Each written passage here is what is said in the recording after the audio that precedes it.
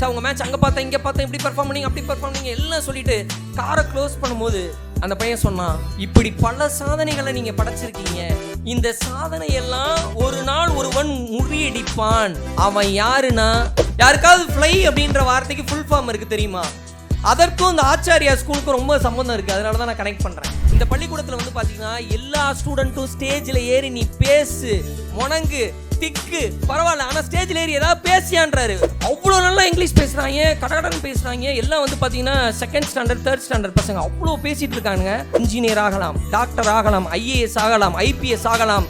அதற்கு முதல்ல ஒரு பையன் ஒவ்வொரு குழந்தையையும் ராஜா என்று அழைக்கிறார்கள், ஒவ்வொரு குழந்தையையும் குயின் என்று அழைக்கிறார்கள். You want to be a queen. வெற்றிகளுக்கு மத்தியில் நான் அப்படின்ற ஒரு சிந்தனையோட ஒரு பையன் எப்ப இருப்பான் அப்படின்னா, அவனுக்கு அவன் மீது கான்பிடன்ஸ் இருந்தால்தான். சச்சின் டெண்டுல்கர் குட்டையானவர் தான், ஆனால் அவர் மட்டையடிப்பதில் சிறந்தவர். அவர் மட்டையடிக்க ஆரம்பித்து விட்டார், எதிரணிக்கு பட்டை தான், இதை சட்டை செய்யாமல் பார்க்கலாம் அப்படின்னு சொல்லிட்டு எங்க சார்ட்டு போய் சொன்னேன். இதை கண்ணை மூடிட்டு பண்ணக்கூடிய டெக்னாலஜியா குருகுல கல்விகளை பண்ணியிருக்காங்க. நம்ம தமிழ்நாட்டில் இருந்திருக்கு, நீங்க போய் செக் பண்ணி பாருங்க. இருக்கும். படிக்கிறதுக்கு வெறும் பாட புத்தகத்தை மட்டும் படிச்சா போதாது. அந்த குழந்தைக்கு ஸ்பீட் ரீடிங்ன்ற ஒரு விஷயத்தை சொல்லித் தரணும். மங்கையவள் முத்தமிட்டாள் காதல் வேண்டி, தங்கையவள் முத்தமிட்டாள் பாசம் வேண்டி, மனைவி அவள் முத்தமிட்டாள் மழலை வேண்டி, தமிழை நான் முத்தமிட்டேன் தமிழ் என் நாவிலே தவழ வேண்டி, தமிழை என் பேச்சு, தமிழை என் மூச்சு, so I want to speak in Tamil. Aravind sir வந்து சொன்னார், ஒரு மேடை அப்படின்றது எவ்வளோ முக்கியமானது, ஒரு பரிசு அப்படின்றது எவ்வளோ முக்கியமானது, ஒரு வெற்றி கிடைச்சதுக்கப்புறம் கோப்பையை எடுத்து வைக்கிறதுன்றது எவ்வளோ முக்கியமானது அப்படின்ற ஒரு விஷயம் வந்து சொன்னார். அதாவது இது மாதிரியான ஒரு பள்ளிக்கூடம், அந்த பள்ளிக்கூடம் வந்து விளையாட்டு சம்மந்தப்பட்ட பள்ளிக்கூடம். அங்கே வந்து பார்த்தீங்கன்னா கால்பந்து அப்படின்றது வந்து ரொம்ப பிரபலமாக இருக்குது. ஃபுட்பால், அந்த ஃபுட்பால் விளையாட்டில் ஒரு பையன் வந்து வெற்றி பெற்றுறான், ஏகப்பட்ட மெடல்களை வின் பண்ணுறான். வின் பண்ண உடனே அந்த பையனுக்கு என்ன பண்ணுறாங்க அப்படின்னு சொல்லிட்டு கேட்டிங்கன்னா, ஒரு பெரிய ஒரு ஃபுட்பால் பிளேயரை கூட்டிகிட்டு வந்து விருது கொடுக்க சொல்கிறாங்க. அந்த பையனுடைய முதல் வெற்றி, அரவிந்த் சார் சொன்னோன்னே தான் எனக்கு ஞாபகம் வந்துச்சு. அந்த முதல் வெற்றி, அந்த பையனுக்கு அவார்டு கிடைச்சோடனே அவ்வளோ சந்தோஷமாகறான். சந்தோஷமாயிட்டு அந்த ஃபுட்பால் பிளேயர் வந்து அவார்டு கொடுத்துட்டு போனார்ல, அவர்கிட்ட போய் சொல்கிறான், சார் நீங்கள் ஒரு மேட்ச் பார்த்தேன் சார், டிவியில் பார்த்தேன் சார், நீங்கள் அப்படி அடிச்சிங்க சார், செம்மையாக இருந்தது சார். சார் ஒரு நாள் பேப்பரில் பார்த்தேன் சார், நீங்கள் வந்து சைடில் போன பால் அப்படி கட் பண்ணி அடித்ததா படித்தேன் சார், சூப்பர் சார். சார் நான் ஒரு நாள் பார்த்தேன் சார் அப்படின்னு சொல்லிட்டே இருக்கான். அவர் போயிட்டே இருக்காரு, காரை மூட போகிறாரு, இவன் வரிசையாக சொல்லிகிட்டே இருக்கான். சார் உங்கள் மேட்ச் அங்கே பார்த்தேன் இங்கே பார்த்தேன் இப்படி பெர்ஃபார்ம் பண்ணிங்க அப்படி பெர்ஃபார்ம் பண்ணிங்க எல்லாம் சொல்லிவிட்டு காரை க்ளோஸ் பண்ணும்போது அந்த பையன் சொன்னான், இப்படி பல சாதனைகளை நீங்கள் படைச்சிருக்கீங்க, இந்த சாதனையெல்லாம் ஒரு நாள் ஒருவன் முறியடிப்பான். அவன் யாருன்னா, அது நான் தான் அப்படின்னு சொன்னான் அந்த பையன். நான் தான் சொன்ன பையன் யாரு அப்படின்னா, பீலே அவர்கள் தான் நான் என்று சொன்னார். அந்த நான் என்ற உற்சாகம் இருந்ததால் தான் பீலே அவர்கள், பீலே அப்படின்றவர் யாருன்னா இன்னைக்கு மகேந்திர சிங் தோனி மாதிரி அவராக ஒரு 10 மடங்கு ஃபுட்பாலில். ஸோ அப்போ நான் என்ற தன்னம்பிக்கை எண்ணம் அப்படின்றது மிக மிக முக்கியம். எல்லா ஸ்கூல்லையும் நான் என்ன நினைப்பேன் அப்படின்னா, ஒரு பையனை அவனை ராஜான்னு கூப்பிடணும், அவனை கிங்காக ட்ரீட் பண்ணணும். ஒவ்வொரு ஸ்கூலும் ஃபஸ்ட் ரேங்க் எடுக்கிற ஸ்டூடெண்ட்டை மட்டும் கிங்குன்னு ட்ரீட் பண்ணிட்டு மற்ற ஸ்டூடெண்டெல்லாம் கிங்குன்னு ட்ரீட் பண்ணாத பள்ளிக்கூடங்கள் இங்கே இருக்கக்கூடாதுன்னு நினைப்பேன் நான். இங்கே படிக்கக்கூடிய குழந்தைகள் ஒவ்வொரு குழந்தையும் குயினாக இருக்க வேண்டும். அங்கே இருக்கக்கூடிய குழந்தைகள் எல்லாருக்கும் எல்லா வாய்ப்பும் கிடைக்கணும். ஒரு குழந்தை கருப்பாக இருக்குன்னா அந்த ஸ்கூல்களில், ஒரு சில ஸ்கூல்களில் டான்ஸ் நீ ஆடக்கூடாதுன்னு சொல்லுவாங்க. எனக்கு அவ்வளோ கோவம் வரும், அவ்வளோ எரிச்சல் வரும். எல்லா குழந்தைகளும் மேடை ஏற வேண்டும் என்பதற்காக கட்டியது தான் பள்ளிக்கூடம். அதாவது ஒரு கரியை வைரமாக்கத்தான் பள்ளிக்கூடம் அப்படின்னு சொல்லுவாங்க. அப்படிப்பட்ட பள்ளிக்கூடத்தில் எல்லாரும் ஏறணும், எல்லாரும் ஸ்டேஜ் ஏறணும். அப்படி நான் பார்த்து வியந்த 10 பள்ளிகளில் இந்த பள்ளிக்கூடத்தில் வந்து பார்த்தீங்கன்னா எல்லா ஸ்டூடெண்ட்டும் ஸ்டேஜில் ஏறி நீ பேசு, முணங்கு, திக்கு, பரவாயில்ல, ஆனால் ஸ்டேஜில் ஏறி ஏதாவது பேசியான்றாரு அரவிந்த் சார். நான் ஸ்கூலில் பார்த்துட்டு ஒவ்வொரு குழந்தையும் ஹெட்ஃபோன், அதாவது எங்களுக்கு கொடுப்பாங்க. நான் விஜய் டிவியில் ஹோஸ்ட் பண்ணும்போது, அதாவது ஒரு சில ஷோஸ் பண்ணியிருக்கேன், ஒரு சில ஷோவில் பார்ட்டிசிபேட் பண்ண போயிருக்காங்க. போகும்போது ஒரு மைக் காதில் மாட்டி விடுவாங்க. அந்த மைக்கை மாட்டிட்டு போய் ஸ்டேஜில் நின்று பேசும்போது ஃபஸ்ட்டு பயமாக இருக்கும். ஏன்னா மைக் இருக்குது, இது நிற்கிதா இல்லையா, அப்பப்போ நாங்கள் செக் பண்ணிப்போம் இது நிற்கிதா இல்லையான்னு. ஏன்னா லேடிஸ்லாம் எப்படி தான் கம்மலை போட்டு நிற்கிறீங்கன்னே தெரியாது. அது ரொம்ப கஷ்டம். எப்படா அது மாதிரி தான் இருக்கும். அது ஸோ அதை வச்சுட்டு அந்த ஸ்டேஜில் ஏறி பேசுறது அப்படின்றது ஒரு மாதிரி பதட்டமாக இருக்கும், பயமாக இருக்கும். ஒரு 10,000 டைனோசர் வயிற்றுக்குள்ளே சுற்றிட்டு இருக்கிற மாதிரி இருக்கும். ஆனால் திண்டிவனம் ஆச்சாரியா ஸ்கூலுக்கு போயிருக்கேன். அங்கே இருக்கிற சின்ன பசங்க குட்டி வாண்டுகள்லாம் ஸ்டேஜில் ஏறி அதுக்கு அசால்ட்டாக அந்த மைக்கை மாட்டிட்டு பேசுதுங்க. உண்மையாகவே எனக்கு பிரமிப்பாக இருந்தது. இப்படி ஒவ்வொரு பள்ளிகள்லையும் என்ன பண்ணணும்னா, பசங்களை ஸ்டேஜில் ஏற்றி பேசுங்க. தப்பாக பேசினா பரவாயில்ல. அன்றைக்கி அந்த பிரின்ஸிபல் மேம் இங்கே அவங்களுக்கு அன்றைக்கி தொண்டர் ரிப்பேரு, அவங்க வீட்டுக்காரர் செம்ம ஹாப்பியாக இருப்பாருன்னு சொன்னார். சார் பா பேச மாட்டாப்பா ஒரு வாரம் இது ஜாலிப்பா அப்படின்னு. அந்த மேடம் அங்கே ஒரு பையன் திக்கிட்டானா, இவங்க ஏன்னா சிஇஓ வந்திருக்காரு, பையன் திக்கிறான்னு பின்னாடி வந்து ஹி வாஸ் அவங்க சோஃபியா மேடம் மாதிரி தான் இங்கே இருந்து இவங்க. அப்புறம் இன்னொரு மேடம் இருந்தாங்க இந்த சைட்லேருந்து, அஸ் சூன் அஸ் பாசிபிள் அப்படின்னு சொல்கிறாங்க. உடனே பிடிக்கிறான் பையன். நான் நினச்சேன், எனக்கு கொஞ்ச நேரம் டவுட்டுங்க. இப்போ நீங்கள் நீயா நானா மாதிரி ஷோஸ்லாம் போனீங்கன்னா, இல்லை எல்லா ஷோஸ்லையுமே ஏர்டெல் சூப்பர் சிங்கர்லாம் எங்கே போனீங்கனாலும் பசங்க பேசிகிட்டு இருப்பாங்க. பேசிகிட்டு இருக்கும்போது அங்கேருந்து டாக் பேக்கில் சொல்லி தருவாங்க. எனக்கு உண்மையாகவே டவுட் இருந்துச்சு. அவ்வளோ நல்லா இங்கிலீஷ் பேசுகிறாங்க, கடகடன்னு பேசுகிறாங்க. எல்லாம் பார்த்தீங்கன்னா 2nd ஸ்டாண்டர்ட் 3rd ஸ்டாண்டர்ட் பசங்க அவ்வளோ பேசிகிட்டு இருக்காங்க. அப்புறம் தான் புரிஞ்சது, சிஇஓ அரவிந்த்னு ஒருத்தர் இருக்கார். அவர் நீ என்ன வேணா பண்ணு, எல்லாரும் ஸ்டேஜில் பேசு, என்ன வேணா பண்ணு, எல்லாரும் எஸ்ஏ ரைட்டிங் காம்படிஷன் எழுது, நீ எழுது, என்ன வேணா எழுது.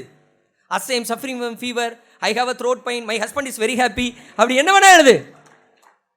ஆனால் தயவு செய்து என்ன பண்ணு, எழுது அப்படின்ற ஒரு விஷயத்தை சொல்கிறீங்க பார்த்தீங்களா. இது நான் மறுபடியும் சொல்கிறேன். ஒரு சிலர் இவனுக்கு நல்லா கவனிச்சிட்டாங்கடா, அதனால இவன் பேசுகிறான்டா நினைப்பாங்க. அப்படி கிடையாது. உண்மையாகவே ஒவ்வொரு பள்ளிக்கூடங்களிலும் ஒவ்வொரு குழந்தையும் மேடை ஏற வேண்டும். ஏன்னா மேடை ஏறுறது அப்படின்றது, அதாவது இந்த தருணத்தை சொல்லக்கூடாது, ஆனாலும் சொல்கிறேன், ரைமிங்காக இருந்தாலும் அது ரொம்ப முக்கியமான ஒரு விஷயம். மேடை ஏறுதல் என்பது பாடை ஏறுவதை விட ரொம்ப கஷ்டமான ஒரு விஷயம். ஏன்னா ஒரு மேடையில் ஏறி ஒரு குழந்தை பேசுறது அப்படின்றது ஒரு பதட்டம் வரும், பயம் வரும். இப்போ அண்ணனை கூப்பிட்டு பேச சொல்லுங்கள் அப்படின்னா, நான் விஜய் டிவியில் உங்களை பார்த்தேன், மாக்காப்பானந்த் தானே நீங்கள் அப்படின்றாரு. ஸோ அவர் அடுத்து என்ன பேச வர்றாரு அப்படின்றத யோசிச்சுட்டு இருக்காரு. அவர் யோசிக்கிறது ஒன்றா இருக்குது, பேசுகிறது ஒன்றா இருக்குது. ஏன்னா அவருடைய பள்ளியில் அவர் எத்தனை மேடை ஏறினாருன்னு தெரில, ஏறலை. ஸோ ஒரு குழந்தை மேடையில் ஏறி பேசுவது அப்படின்றது இங்கே முக்கியத்துவமாக கொடுத்து பண்ணுறாங்க. ஆச்சாரியால நான் பார்த்தேன், ஒவ்வொரு குழந்தையும் ராஜா என்று அழைக்கிறார்கள். King, you want to B a king அப்படின்னு சொல்கிறாங்க. ஒவ்வொரு குழந்தையையும் குயின் என்று அழைக்கிறார்கள். You want to B a queen. ஒவ்வொரு குழந்தைக்கும் என்ன இருக்க வேண்டும் என்றால், அதற்கு மார்க் இருக்க வேண்டும், மதிப்பெண் இருக்க வேண்டும், திறமை இருக்க வேண்டும், படிப்பு இருக்க வேண்டும். இது எல்லாம் முக்கியம்தான். அதை விட ஒவ்வொரு குழந்தைக்கும் ஃப்ளை இருக்க வேண்டும். ஃப்ளை என்பது ஃபர்ஸ்ட் லவ் யுவர் செல்ஃப். அதைத்தான் ஆங்கிலத்தில் என்ன சொல்லுவாங்க அப்படின்னா, வின் அப்படின்ற வார்த்தை சொல்லுவாங்க. அந்த வின் அப்படின்ற வார்த்தையில் W and N in between I. Correct தானே மேடம்? ஸ்பெல்லிங் கரெக்டு தானே? W and N in betweenல I இருக்கணும். வெற்றிகளுக்கு மத்தியில் நான் அப்படின்ற ஒரு சிந்தனையோட ஒரு பையன் எப்போ இருப்பான் அப்படின்னா, அவனுக்கு அவன் மீது கான்ஃபிடென்ஸ் இருந்தால்தான், நம்பிக்கை இருந்தால்தான், பீலே போல நான் ஃப்யூச்சரில் உங்களை விட மிகச்சிறந்த ஃபுட்பால் பிளேயராக வருவேன் அப்படின்னு சொல்லிட்டு சவால் விட்டு ஜெயிச்சான் பார்த்தீங்களா. அப்படி மாற முடியும். அப்படி மாற வேண்டும் என்றால் ஒவ்வொரு பள்ளியிலும் தன்னம்பிக்கையான குழந்தையை உருவாக்க வேண்டியும். தன்னம்பிக்கையான குழந்தைக்கு ஃபஸ்ட்டு ஸ்டேஜ் ஏறுறதுன்னு ரொம்ப முக்கியம். அதை இந்த ஸ்கூலில் பண்ணுறீங்க. 4000 ஸ்டூடெண்ட்ஸ் படிக்கிறாங்கன்னா, தயவு செய்து உங்கள்கிட்ட நான் கெஞ்சி கேட்டுக்கிறேன், அந்த 4000 ஸ்டூடெண்ட்டையும் ஸ்டேஜ் ஏற்றி பேச வைக்கிறீங்க பார்த்தீங்களா, அதை தயவு செய்து தொடர்ச்சியாக பண்ணுங்கள் அப்படின்னு சொல்லிட்டு அரவிந்த் சார்ட்ட ஒரு ரிக்வெஸ்ட் வச்சுக்கிறேன். அது ஒரு மிக முக்கியமான ஒரு விஷயம். ஏன்னா மதிப்பெண் எடுக்கிறது அப்படின்ற ஒரு ஃபோக்கஸ் அது இருக்கணும். அதையும் தாண்டி குழந்தைகள் மேடை ஏற வேண்டும், பேச வேண்டும், பழக வேண்டும். லீடர்ஷிப் குவாலிட்டி அப்படின்ற ஒரு விஷயம், தலைமை பொறுப்பு என்ற ஒரு விஷயம் ஒரு குழந்தைக்கு இருந்ததென்றால், அந்த குழந்தையால் எங்கு வேண்டுமானாலும் எப்படி வேண்டுமானாலும் ஜெயிக்க முடியும் என்பதற்கு பல உதாரணங்கள் இருக்கிறது. அந்த உதாரணத்துக்கு அடிப்படை என்ன அப்படின்னா, அந்த செல்ஃப் கான்ஃபிடென்ஸ் தான். அந்த விஷயத்தை ராஜா ராணின்னு பண்ணுறாங்க அப்படின்றது எனக்கு ரொம்ப சந்தோஷமான ஒரு விஷயமா இருந்தது. மூச்சு பயிற்சி. உன்னுடைய மூச்சு என்ன சொல்கிறது? நம்ம எல்லாருக்கும் சும்மா மூச்சை இழுத்து விடுறதுல என்னடா இருக்குது அப்படின்னு சொல்லிட்டு யோசிப்போம். அவ்வளவு பெரிய சூரிய ஆற்றலை வைத்து ஒரு தீக்குச்சியை எரிக்க வேண்டும் என்றால் ஒரு ஃபோக்கஸ் என்ற ஒரு லென்ஸ் தேவைப்படுகிறது. அதைப்போல் உன்னுடைய உள்மனதினுடைய ஆற்றலை நீ முழுமையாக தெரிந்து கொள்ள வேண்டும் என்றால் பிரீத் இன் பிரீத் அவுட். மூச்சை இழு, மூச்சை விடு. அது சாதாரண விஷயம் மாதிரி தெரியும். உன்னுடைய மூளையினுடைய மிகப்பெரிய சக்தியை, உன் ஆன்மாவினுடைய மிகப்பெரிய சக்தியை, உன் உள் உணர்வை அசைத்து பார்க்கக்கூடிய கருவிதான் மூச்சு பயிற்சி. அந்த மூச்சு பயிற்சியை தமிழ்நாட்டில் மட்டுமல்ல, இந்தியாவில் மட்டுமல்ல, உலகில் இருக்கக்கூடிய ஒவ்வொரு பள்ளிகளிலும் சொல்லிக் கொடுக்க வேண்டும் என்பது என்னுடைய தாழ்மையான கருத்து. அந்த ஒரு விஷயத்தை நீங்கள் பின்பற்றி கொண்டு எல்லா குழந்தைகளும் மூச்சு பயிற்சி செய்ய வேண்டும் என்ற விஷயத்தை நீங்கள் கற்றுக் கொடுக்கிறீர்கள். பிராணாயாமா அப்படின்ற ஒரு விஷயம் உங்களுடைய பள்ளிகளில் எல்லா குழந்தைகளும் செய்ய வேண்டும் என்று சொல்கிறீர்கள். அதற்கு ஒரு மிகப்பெரிய சல்யூட் அடித்துக்கிறேன், மிகப்பெரிய அன்பை தெரிவித்துக் கொள்கிறேன். இந்த பிளைண்ட் ஃபோல்டிங் டெக்னாலஜின்னு ஒன்று இருக்குது பார்த்தீங்களா, இதை வெளிநாடுகளில் 25,000 ரூபாய் 30,000 ரூபாய் அப்படின்னு சொல்லிட்டு காசு கொடுத்து கற்றுட்டு இருக்காங்க. சின்ன வயசில் நம்ம பாட்டிமா கண்ணாமூச்சியிலேருந்து கற்றுக் கொடுத்தாங்க. ஸோ கண்ணாமூச்சின்றது அப்படி மட்டும் ஆரம்பிக்கலை. நீங்கள் குருகுல கல்வி முறையெல்லாம் தேடி எடுத்து போய் பார்த்தீங்கன்னா கண்ணை மூடிக்கிட்டு ஆரஞ்சு பழத்தை சாப்பிட்டு ஆரஞ்சு பழம்னு சொல்லணும். கண்ணை திறந்துட்டு சொல்கிறது வேறு.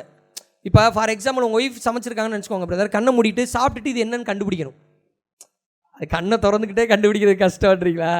ஸோ இதை கண்ணை மூடிட்டு பண்ணக்கூடிய டெக்னாலஜியாக குருகுல கல்விகளை பண்ணியிருக்காங்க. நம்ம தமிழ்நாட்டில் இருந்திருக்கு, நீங்கள் போய் செக் பண்ணி பாருங்கள், இருக்கும். அப்போ அந்த பிளைண்ட் ஃபோல்டிங் அப்படின்ற ஒரு டெக்னாலஜி இருக்குது பார்த்தீங்களா, அந்த பிளைண்ட் ஃபோல்டிங் அப்படின்ற ஒரு விஷயத்தை ஆச்சாரியால் கற்றுக் கொடுத்துட்ருக்காங்கன்றதை கேள்விப்படும் போது சூப்பர்னு தோணுது. வாழ்க்கையில் தேடல் அப்படின்ற ஒன்று இருக்கிற வரைக்கும் தான் வாழ்க்கை ருசி இருக்கும். ஏன்னா வீட்டில் இருக்கக்கூடிய பன்னீர் சாம்பாரே சாப்பிட்டுட்டு இருந்தால் போர் அடிக்கும். டக்குன்னு வெளியே போகணும், ஒரு பூரி கறி சாப்பிடணும், அந்த பக்கம் போகணும், ஒரு கொத்து பரோட்டா சாப்பிடணும், அந்த பக்கம் போகணும், ஒரு பிரியாணி சாப்பிடணும். அப்போ தான் லைஃப்பில் ருசி இருக்கும்.